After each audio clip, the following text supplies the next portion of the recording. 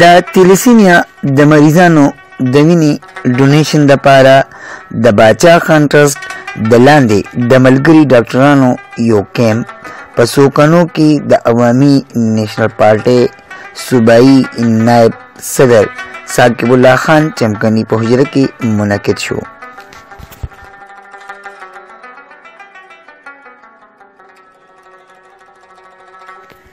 په دې موقع د ملګري وکیلانو مشران او ثاقب الله خان چمکنی چې د ملګري وکیلانو ایڈوائزر هم دی په موقع موجود وو. د کیمپ کې څوکنې خیر په ګڼ تعداد باندې راغلل او وینه ډونیټ کړه.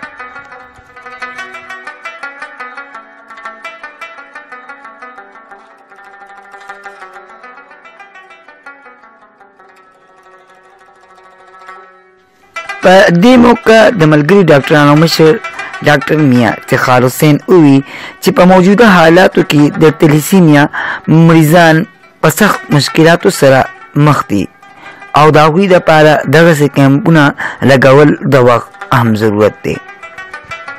د ملګري ډاکټرانو ایڈوایزر او د عوامي نیشنل پارټۍ صوبایي نائب صدر ثاقب الله خان چمکنی د څوکنیوالو په ګڼ تعداد کې په شریکېدو باندې د هغوی ستاینه وکړه او وویل چې انشاءالله ډېر ژر به یو بل کیمپ هم په څوکنو کې لګولی شي.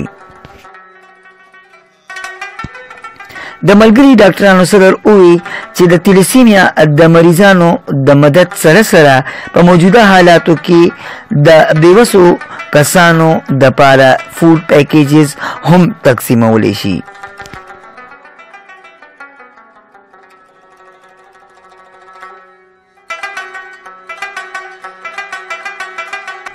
په دې موجوده صورتحال کې د تیلیسیمیا د مریضانو دپاره دغسې کیمپونه لګول د ستاینې وړ دي.